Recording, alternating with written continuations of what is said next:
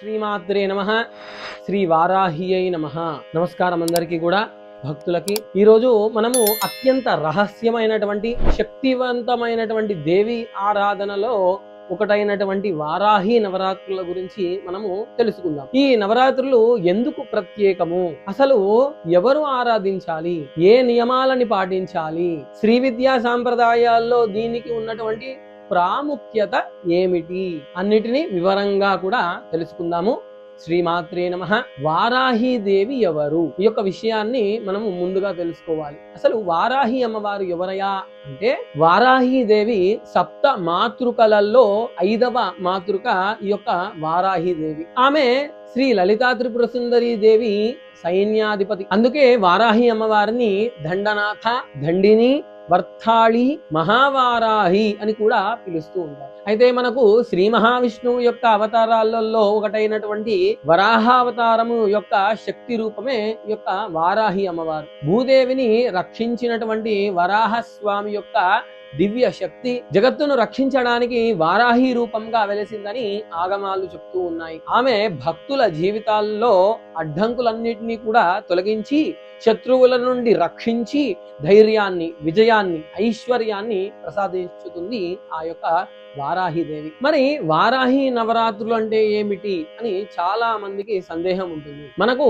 ఆశ్వీజ మాసంలో జరిగేటటువంటి శరద్ నవరాత్రులు అందరికీ కూడా తెలిసినటువంటి విషయమే. కానీ ఆషాఢ శుక్ల పక్షంలో జరిగేటటువంటి వారాహి నవరాత్రులు ఈ మధ్య కాలంలో చాలా చాలా ప్రసక్తిగా అందరికీ కూడా అందుబాటులో ఈ యొక్క సోషల్ మీడియా వల్ల అందరికీ కూడా తెలిసింది ఈ యొక్క వారాహి నవరాత్రుల గురించి, గుప్త నవరాత్రుల గురించి. అత్యంత గూఢమైనటువంటి శక్తి ఉపాసన కాలంగా భావిస్తారు ఈ యొక్క గుప్త నవరాత్రుల్లో భాగమైనటువంటి వారాహి నవరాత్రులు. ఈ యొక్క 9 రోజులలో వారాహి అమ్మవారి యొక్క అనుగ్రహము అత్యంత సులభంగా లభిస్తుందని శ్రీ విద్య ఆచార్యులు మనకు వివరిస్తున్నారు. అంతర్ముఖ సాధన, శక్తి ఉపాసన, ఆత్మ రక్షణకు అనుకూలమైనటువంటి పవిత్రమైనటువంటి సమయము ఈ యొక్క ఆషాఢ మాసంలో మొదటిగా మొదలయ్యేటటువంటి ఈ యొక్క గుప్త నవరాత్రులు వారాహి నవరాత్రులు. మరి ఈ యొక్క వారాహి అమ్మవారి యొక్క స్థానము అంటే, శ్రీచక్రంలో వారాహి అమ్మవారి యొక్క స్థానము ఏమిటి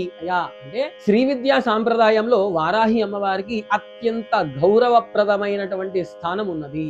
మరి శ్రీ లలితా పరమేశ్వరి యొక్క రాజ్యానికి ఆమె సేనాధిపతి కదా, దండనాయకి కదా.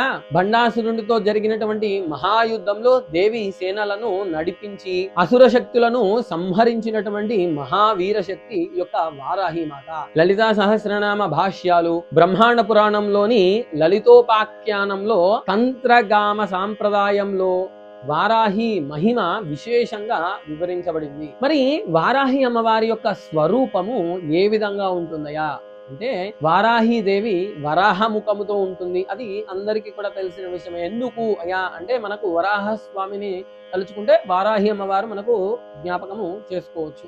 ఆమె చేతుల్లో హలము, ముసలము, ఖడ్గము, పాశము, అంకుశము వంటి ఆయుధాలు ఉంటాయి. మరి ఎందుకు ఇవి చెప్తున్నామయ్యా అంటే, వారాహి అమ్మవారిని ధ్యానం చేసేటప్పుడు ఈ యొక్క చేతుల్లో ఉన్నటువంటి హలము, ముసలము, ఖడ్గము, పాశము, అంకుశము వంటివి మనకు జ్ఞాపకం రావాలి. ఆ ఆయుధాలు మనలో ఉన్నటువంటి అహంకారాన్ని, భయాన్ని, అజ్ఞానాన్ని, దుర్వాసనలను, ప్రతికూలత శక్తులను తొలగించడాన్ని సూచిస్తున్నాయి. ఆమె వాహనము సాంప్రదాయం బట్టి మహిషి లేదా వరాహంగా వర్ణించబడుతుంది.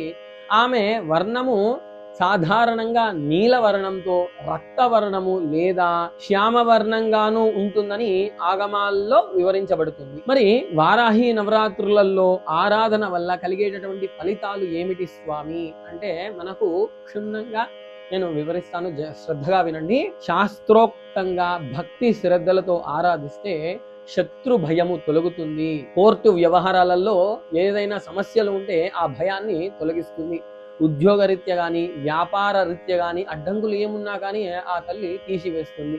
మనకు ధైర్యము, ఆత్మవిశ్వాసము పెరిగేటట్టు చేస్తుంది. మనకు ఆ ధైర్యాన్ని కలిగింపజేస్తుంది వారాహిదేవి. కుటుంబ రక్షణ కలిగిస్తుంది. ప్రతికూల శక్తులనన్నిటినీ కూడా తీసివేసి మనందరినీ కూడా కాపాడుతుంది. ఆధ్యాత్మిక సాధన పెరిగే విధంగా మనకు జ్ఞానాన్ని కలిగిస్తుంది ఆ యొక్క వారాహి మాత. అయితే ఇవన్నీ కూడా ఈ ఫలితాలు అన్నీ కూడా భక్తి, ధర్మాచరణ, గురు అనుగ్రహంపై ఆధారపడి ఉంటుంది. ఇవన్నీ కూడా మీరు గుర్తుంచుకోవాలి.